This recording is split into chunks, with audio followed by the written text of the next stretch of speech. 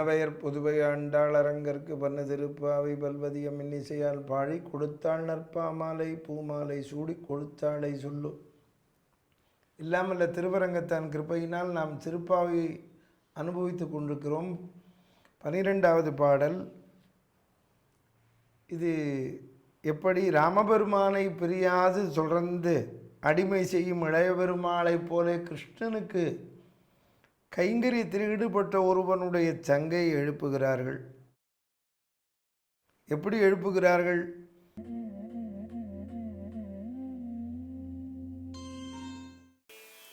கனைத்திலம் கற்றருமை கன்று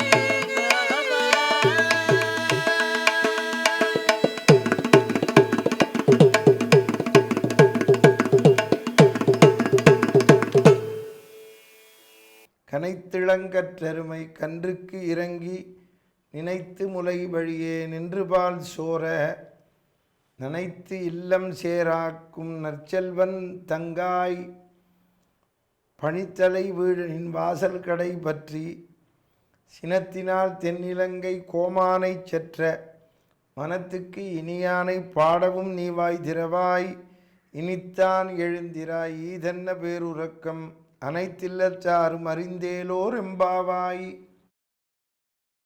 ஆண்டாள் நாச்சியாருடைய திருப்பாவையிலே ஒன்று கவனிக்க வேண்டும். பலமுறை சொல்லியிருக்கிறோம். ஸ்ரீ அல்லவா, ஒரு பொல்லாதவனை சொல்லும் பொழுது கூட அவனிடத்திலே இருக்கக்கூடிய குணத்தை, அவனிடத்திலே இருக்கக்கூடிய நல்லதை சொல்லுகிறார்கள். நாம் அதை கற்றுக்கொள்ள வேண்டும். ராவணனை பொல்லாதவன் என்று சொல்லவில்லை. ராமனுக்கும் கோபத்தை வரவழைத்து கொண்டான் என்பதை அழகாக சொல்லுகிறார்கள்.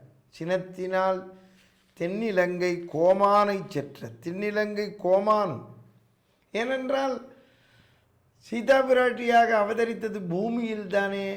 அந்த பூமாதேவியிடம் தானே இப்பொழுது அவதரித்திருக்கிறார்கள் அந்த பிராட்டியார். அதனாலே சீதா பிராட்டியினுடைய அம்சம்தானே. அவர்கள் ராவணனை நேரே பார்த்தவர்கள் தானே, எப்படி வாழ்ந்தான் என்று அதைத்தான் சொல்லுகிறார்கள். கனைத்திளங்கற்றெருமை கன்றுக்கு இறங்கி நினைத்து முலை வழியே நின்று பால் சோர. எரும மாடை இங்கு கட்டியிருக்கிறார்கள், கண்ணுக்குட்டி இங்கு இருக்கிறது, கண்ணுக்கு பசிக்குமே என்று நினைத்ததாம் இந்த எரும மாடு. இங்கே பால் வெளியே சுரந்து கன்று இருக்கும் இடம் வரை செல்லுகிறதாம் பால். இன்று பால் சோர, சுரத்தல் தமிழ அருமையான பதம். நாம போய் இழுக்கிறதுக்கு பேர் கரத்தல், சுரதம் அருமையான பதம். நம்முடைய உடலும் உள்ளம் இணைந்து வரக்கூடிய அன்புக்கு பெயர் தான் சுரதம். ஆம், நீங்கள் அதை தெரிந்து கொள்ள வேண்டும். மேகங்களைப் போலே விட்டு விட்டு வர்ஷிக்காமல் விடாமல் கொடுப்பது. போன பாசுரத்திலே பார்த்தோம், முகில் வண்ணன் பேர்பாடி. மழை கூட சில சமயம் விட்டு விட்டு பெய்யும், கொட்டி விடும். ஆனால் இங்கு அப்படி இல்லை. எப்படி கொடுக்கிறாள் பகவான், நமக்கு எப்படி கொடுப்பான் என்று சொல்லுகிறார்கள். அந்த எரும மாடு எப்படி கன்று குட்டிக்கு கொடுக்குமோ அதை போலே நமக்கு பகவான் கொடுக்கிறான். நனைத்து இல்லம் சேராக்கும். பாலின் மிகுதியாலே வீடு முழுவதும் வெள்ளம் போல் பெருக்கெடுத்து ஓடுகிறது. சேறு என்றால் என்ன? மிகுதி. ஆமாம், ஜலமே சேரா போயிடும். நிறைய ஒரு இடத்துல தேங்குமையானால் சேராயிடும். அதேபோல் பால் சேரு. அந்த காலத்தில் அதனால தான் சேரு என்றால் மிகுதி, அளவே சொல்ல முடியாது. அதை பிற்காலத்தில் அதுக்கு ஒரு அளவு சொன்னார்கள். முந்தியெல்லாம் சேரு வீசை என்றெல்லாம் சொன்னார்கள். இப்பொழுது அதெல்லாம் கிடையாது. ஆமாம், இப்பொழுது லிட்டர் கிட்டர் என்னெல்லாமோ வந்துருத்து, படி எல்லாம். அந்த காலத்திலே சொல்லி இருக்கிறார்கள்.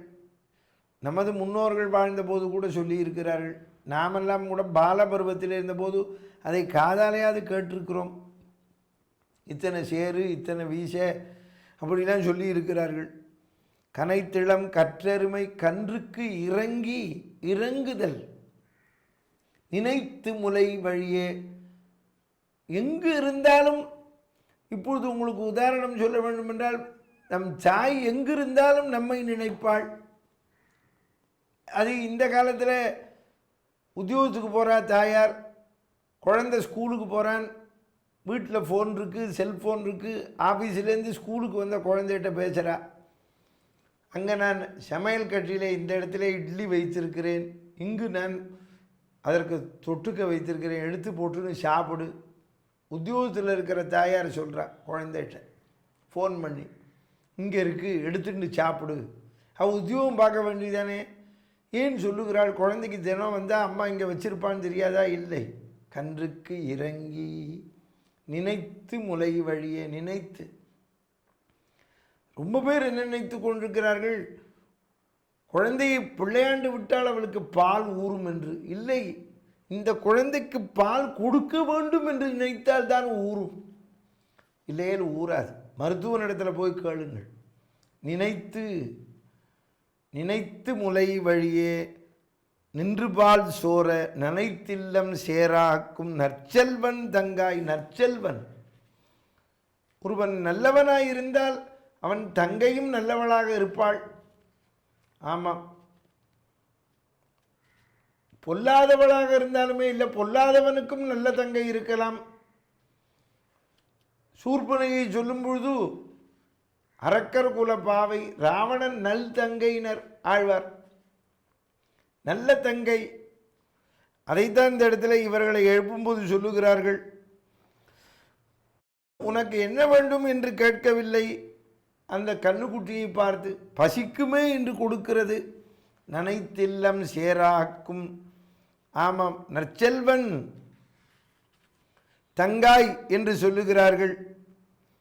தொழில் எனக்கு தொல்லைமால் தன்னாமம் ஏத்த பொழுது எனக்கு மற்ற அதுவே போதும் என்று சொன்னது போலே பகவானிடத்திலே அன்பாலும் பிரியமாட்டாமையாலே ஸ்வதர்மத்தை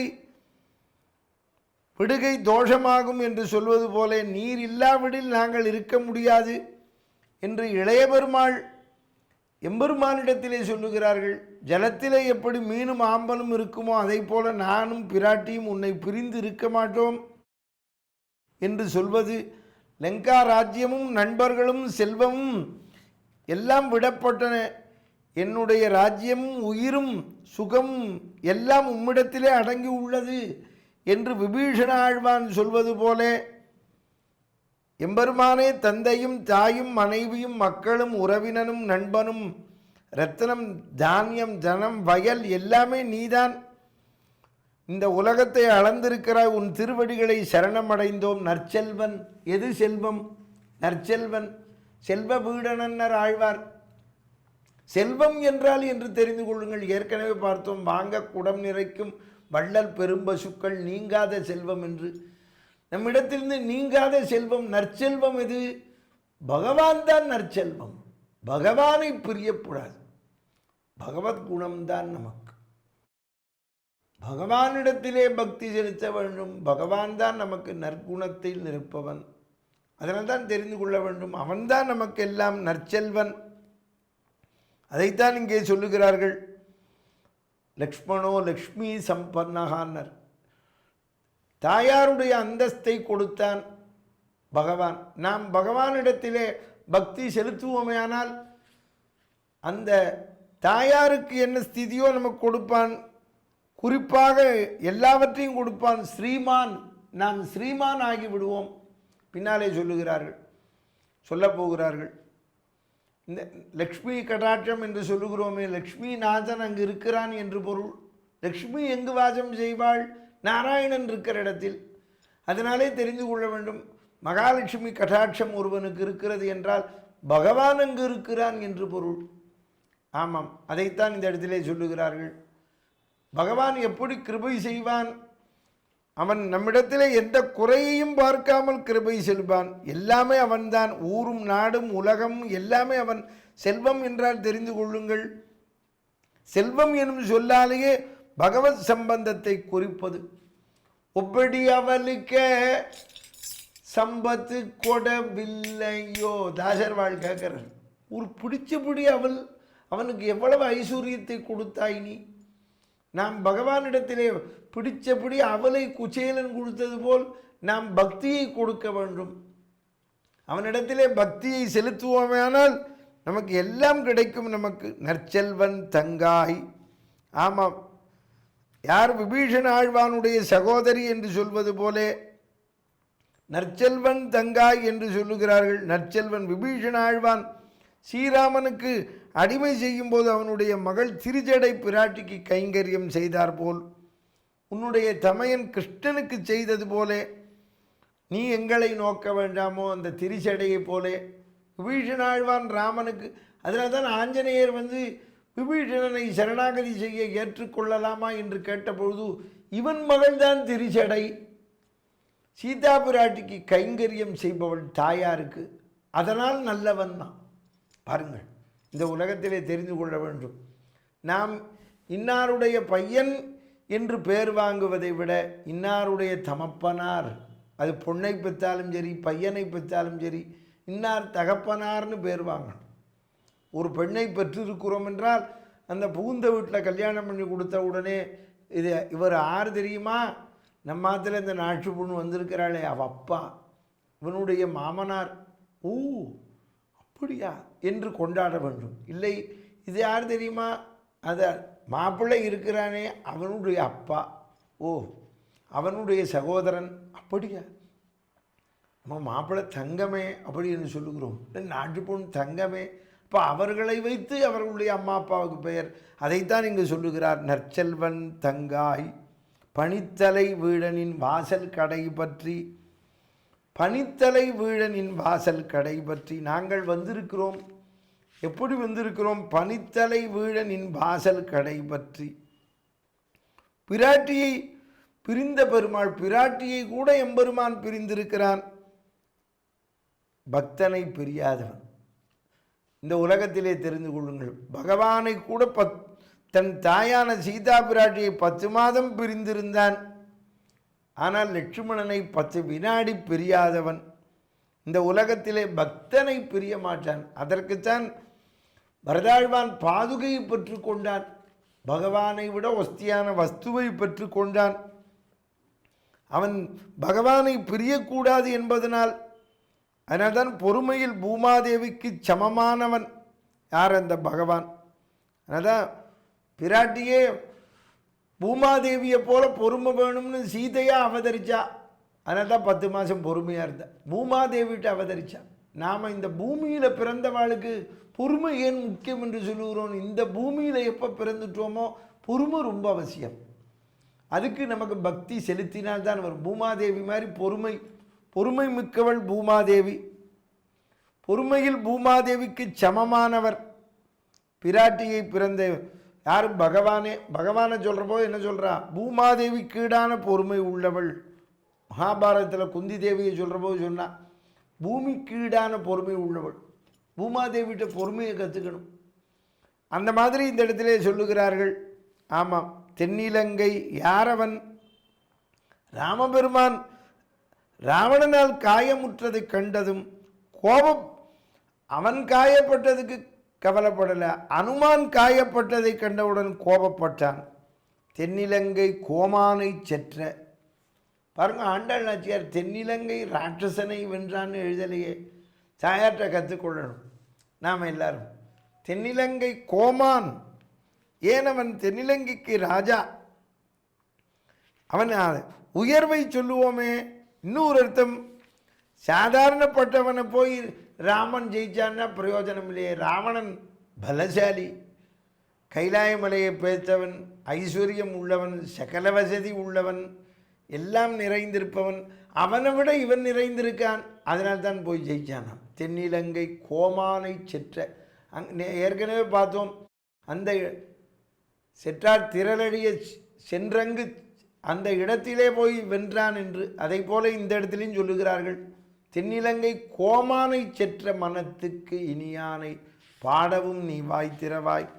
அவன் ஏன் மனத்துக்கு இனியவன், நம் மனத்துக்கு ஏன்? அந்த ராவணன் கோமான் என்றால் இந்த ராமன் யார்? ஸ்ரீமான். ஆம், பிராட்டியை உடையவன். ஸ்ரீமானாக ஆக வேண்டும் என்று பிராட்டியை தூக்கி கொண்டு போய்விட்டான் ராவணன். அப்படி தூக்கி கொண்டு பிரித்து கொண்டாடக்கூடாது. எல்லாரும் தெரிந்து கொள்ள வேண்டும். பகவானை பிரித்து தாயாரை கொண்டாடுவதோ, தாயாரை பிரித்து பகவானை கொண்டாடுவதோ கூடாது. அதனால்தான் அவனை வென்றார். நீங்கள் குழந்தைய வளர்க்குற போது சில வீட்டில் முட்டாள்தனமாக கேள்வி கேட்குறா. அந்த குழந்தைய பார்த்து, உனக்கு அம்மாவை பிடிக்குமா அப்பாவை பிடிக்குமான்னு கேட்கவே கூடாது. 2 பேரும் தான் வேணும், பிரிச்சே கொண்டாடக்கூடாது. அந்த குழந்தை என்ன பண்ணணும், யார் பக்கத்தில் இல்லையோ அவளை சொல்லும். அப்படி வளர்க்கக்கூடாது. அம்மா அப்பாவை வணங்கணும். அதுதான் எழுதி வச்சுருக்கா முன்னோர்கள். அன்னையும் பிதாவும் முன்னேறி தெய்வம். அதை புரிஞ்சுக்கணும். எல்லாரையும் கொண்டாடணும். அந்த ராவணன் என்ன பண்ண, பிராட்டியை தூக்கின்னு போயிட்டான். சூர்பனக என்ன பண்ண, பிராட்டியை நீக்கி எம்பெருமானை கொண்டாடினான். வைஷ்ணவத்தில் அழகாக சொன்னான். அவன் பிராட்டியை நீக்கி எம்பெருமானை கொண்டாடினா அங்க பங்கமாச்சு. அவன் எம்பெருமானை நீக்கி பிராட்டியை தூக்கின்னு போனான், சிரசே பங்கமாச்சு. அதுதான் 2 பேரையும் சேர்த்தா கொண்டாடணும். அதுதான் சொன்னான், சினத்தினால் இந்த கோபத்தை உண்டு பண்ணானாம். ஜிதக்ரோதகா. அவன் அப்போ கூட கொல்லணும் என்ன இல்லையாம். இன்று போய் நாளை வா. கம்பநாட்டாழ்வார் சொன்னார். ஆளைய உனக்கமைந்தன மாருதம் அறைந்த பூளையாயின கண்டனை போருக்கு இன்று போய் நாளை வா என்றனன் நாகை இளங்கமுகின் வாழை தாவூர் கோச்சலை நாடுடை வள்ளல். என்னம்மா சொல்கிறான். அப்போ ஒரு வானரம் கேட்டது, ராத்திரி பூரா யோஜனை பண்ணி பிராட்டியை கொண்டு விட்டா என்ன பண்ணுவேன்னா, கோசலா தேசம் நம்ம கையில் இருக்குது, இவன்கிட்ட கொடுத்துருவோம்னாராம். கோசலை நாடுடை வள்ளல் சினத்தினால் ஜிதக்ரோதக. கோபத்தை உண்டு பண்ணிட்டானாம். இப்போ நம்ம குழந்தைகிட்ட கோபத்தை உண்டு பண்ணிக்கிறோம் இல்லையோ, நீ ஒழுங்கா படி, இல்லைன்னா அப்பா அடிப்பேன் அப்படின்னு நீ கோவிச்சுக்கிறோம். நான் சொன்னதை கேளு. நமக்கு ஒன்றும் அந்த குழந்தை மேலே கோபம் இல்லை. அந்த குழந்தைய திருந்திடுமே, நன்மார்க்கத்துக்கு வரணுமே, படிக்கணுமே அப்படின்னு அந்த குழந்தைய கோவிச்சுக்கிறோம். அதுதான் சொல்கிறான், சினத்தினால் உண்டு பண்ணிட்டானாம். தென்னிலங்கை கோமானை செற்ற மனத்துக்கு இனியானை பாடவும் நீ வாய் திறவாய். அந்த பகவான் யார்? நம் மனத்துக்கு இனியவன். ஆமாம், நம்முடைய மனதுக்கு பிரியமானவன். மற்றவாளை நான் சொல்லலையே. நம்முடைய ராவணனை வென்றவனை சொன்னோம். இனித்தான் எழுந்திராய் ஈதென்ன பேருறக்கம் அனைத்தில்லத்தாரும் அறிந்தேலோர் எம்பாவாய். ஈதென்ன பேருறக்கம், இது என்ன பெரிய தூக்கம் உனக்கு? ஆய்ப்பாடியில் உள்ள எல்லா வீட்டிலும் அறிந்து உன்னுடைய பெருந்தூக்கம் அறியப்பட்டு விட்டது. ஆமாம், நாங்கள் இனித்தான் எழுந்திராய், சீக்கிரமாக எழுந்திரு. உனக்கு எதற்கு உறக்கம்? பிறருடைய கூக்குரல் கேட்டவுடனே ஓடி வர வேண்டாமா? பகவானிடத்தில் கற்றுக்கொள்ளுங்கள். ஆமாம், பகவதஸ் துவராயை நமக. பகவானை வியாக்கியானத்தில் எடுத்தா பெரியவாழ்னா யானையை காப்பாற்ற அறகொலைய நிலகொலைய ஓடினானாம். இடுப்பில் இருக்கிற வஸ்திரம் இருக்கா, மேலே இருக்கிற வஸ்திரம் இருக்கா அப்படின்னு கவனிக்கல. கஜராஜன் கூப்பிட்ட உடனே பறந்துன்னு போனானாம், ஓடி போனானாம். அவ்வளோ வேகம். அதுதான் பட்ர சுவாமியிலேருந்து பெரியவாழ்லேருந்து எல்லாருமே சொல்கிறா. என்ன சொல்கிறா? ஏ ரங்கப்பிரபோ, நீ கஜராஜனை ரட்சித்ததுக்கு உனக்கு நமஸ்காரம் இல்லைடா, உன்னோட வேகத்துக்கு நமஸ்காரம். ஸ்பீடாக இருக்கணும், ஒர்க்கில் ஸ்பீடு இருக்கணும். ரொம்ப பேர் நினைக்கிற பதஷ்டம் அல்ல, ஸ்பீடு இருக்கணும். ஆமாம், சதாப்தி எக்ஸ்பிரஸ் போல் போகணும். இப்போ சொல்லணும்னா ஏரோப்ளேனில் போகணும், அவ்வளோ ஸ்பீடு இருக்கணும். ஏரோப்ளேன் போகிறது பார், இங்கேருந்து 3 மணி நேரத்தில் மலேசியா போகலாம், சிங்கப்பூர் போகலாம், ஒரு நாளில் போய் சேர்ந்துடலாம் அமெரிக்காவுக்கு. ஸ்பீடாக போகணும். நம்ம ஊர்லேயே ட்ரெயினில் போனால் ஒரு நாள் ஆறுது. அது நம்ம இங்கேருந்து டெல்லி போகிறதுக்குள்ளே ட்ரெயினில், இங்கேருந்து பிளேனில் போகிறவன் அமெரிக்கா போயிடுவான். அந்த ஸ்பீடு வேணும் ஒர்க்கில். அதுதான் இந்த காலத்து கவி ஒருத்தன் சொன்னான், காலை எழுந்தவுடன் படிப்பு சொன்னான் ஒருத்தன். இன்னொருத்தன் அழகாக சொன்னான், காலை எழுந்தவுடன் நாளைய கேள்வின்னா. நாளைக்கு என்ன பண்ணணும்னு இன்றைக்கே தீர்மானிச்சுக்கணுமா, நாளைக்கு இதை செய்யணும்னு. ஸ்பீடு ஒர்க்கில் எப்போவுமே வேகம் இருக்கணும். ஆனால் அந்த வேகத்தில் விவேகமும் இருக்கணும். நாம் இதை செய்யணும், அதை செய்யணும், சுறுசுறுப்பு இருக்கணும். ஆமாம், ஆக்டிவ். அதுதானே இப்போ சொல்கிறேன் பாருங்க. ஃபோனில் என்ன சொல்கிறேன்? ஆக்டிவேட். இந்த சிம் கார்டை போட்டு ஆக்டிவேட் பண்ணுங்கிறான். ஆக்டிவேஷன். அது ஏன் ஆக்டிவேஷனுங்கிறான்? அது எப்பவும் ஆக்டிவேஷன் இருக்கும். நம்ம செல்ஃபோன் பாருங்க, நம்ம செல்ஃபோனை நாமளாக ஆஃப் பண்ணால் தான். ஆஃப் பண்ணலைன்னா அது ஒர்க்கில் இருந்துகிட்டே இருக்கும். சில பேர் சொல்லுவான், நீங்கள் எப்போ வேணாலும் என்னை கூப்பிடலாம், ஃபோனை ஆஃப் பண்ணி வைக்க மாட்டேன், அது ஆக்டிவாகவே இருக்கும் அப்படிங்கிறான். ஏன்? அதை கூப்பிடுறது நம்மளை. ஆமாம், செல்ஃபோனில் கற்றுக்கணும், அதுக்கிட்ட ஒன்றை கற்றுக்கணும். நாம் எங்கேயோ வச்சுட்றோம் ஃபோனை. ராத்திரி தூங்குகிற போது இல்லை ஆஃபீஸ் இருந்தோடனே பையிலேருந்து எடுத்து அப்படி வைக்கிறோம். இங்கே அப்புறம் தேடுறோம், ஃபோன் எங்கே இருக்குது தெரியலையே அப்படின்னு. உடனே இன்னொருத்தன் ஃப்ரெண்டு இருக்கான், அவன் ஃபோன் வச்சுருக்கான், என் நம்பரை கூப்பிடுங்கிறான். மணி அடிக்கிறது. ஓ, அங்கே இருக்குது. அது கூக்குரல் இட்டோன்னா ஓடிவா, நம்ம ஓடி போகிறோம் அதை எடுக்கிறதுக்கு. அந்த செல்ஃபோனை எடுக்கிறவங்க இன்றைக்கி வேகமாக போய் இதை விட வேகமாக போனானா பகவான் யானையை காப்பாற்றுறதுக்கு. அப்படி உங்களுக்கு உதாரணம் சொல்லணும். அவ்வளோ வேகமாக கூக்குரலிட போனான். அதைத்தான் இந்த இடத்துல சொல்லுகிறார்கள். அதனால் இந்த இடத்துல என்ன சொல்லுகிறார்கள்? ஆகையால் நீ எழுந்திருக்கவில்லை எனில் எம்பெருமானார் அவதரித்த பின்பு எல்லோரும் பகவத் விஷயம் அறிந்தா போலே ராமானுஜர் வந்ததற்கப்புறம் இந்த உலகத்திலே ஸ்ரீ வைஷ்ணவம் உலகம் பூரா பரவியது போலே நாம் இருக்க வேண்டும். அனைத்தில்லத்தாரும் அறிந்தேலோர், இது அறியப்பட்டு விட்டது என்று உணருங்கள். அதனால் இதில் என்ன அர்த்தம்? ராமன் மனதுக்கு இனியவன். நமக்கு எல்லாருக்கும் இனியவன் யார்? பகவான். நமக்கு இனியவள் யார்? பிராட்டி. அதனால தான் நமக்கு பகவான் தான் இனியவன், பிராட்டி தான் இனியவள். நமக்கு எல்லாம் அழைத்தவுடனே வரக்கூடியவன். அதனால்தான் உன்னை அழைக்கிறோம். பகவான் எப்படி வருகிறானோ, நீ பக்தையாக இருக்கிறவள் வர வேண்டாமா என்று கூக்குரல் இடுகிறார்கள். கூக்குரல் இட்டவுடனே வந்தது போல் நீ வர வேண்டாமா என்று சொல்லுகிறார்கள். அதைத்தான் இந்த இடத்திலே உணர வேண்டும் எல்லோரும். இதில் என்ன சுவாபதேசம் எடுக்கிறார்கள் என்றால், பகவான் ஓடிப்போய் எப்படி ராவணனை ஜெயித்தான், பாலம் கட்டி எப்படி கஜராஜனை ரட்சித்தான், அதை போல நாமும் பிறரிடத்திலே துணை புரிய வேண்டும். பகவான் நாம சொல்பவரிடத்திலே நாமும் நல்லதை செய்ய வேண்டும்.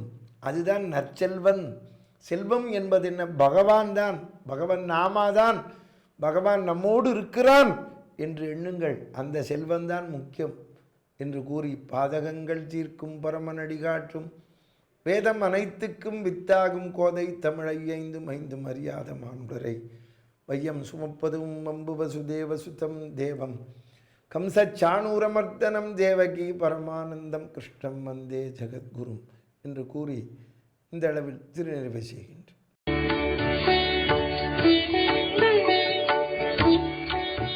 தமிழில் முதல் பக்தி சேனல் சாய் டிவி.